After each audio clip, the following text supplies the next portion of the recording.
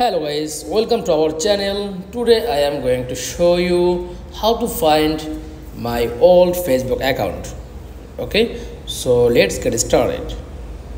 Then first of all click on Facebook app.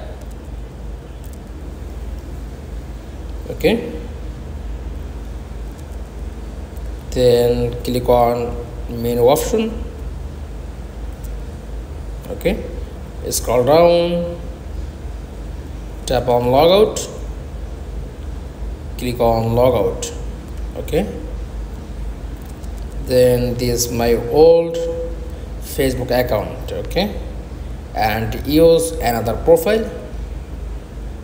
Then tap your old Facebook account mobile number or email and password, then login. That's all. Thanks for watching. Please like, comments and subscribe. Thank you.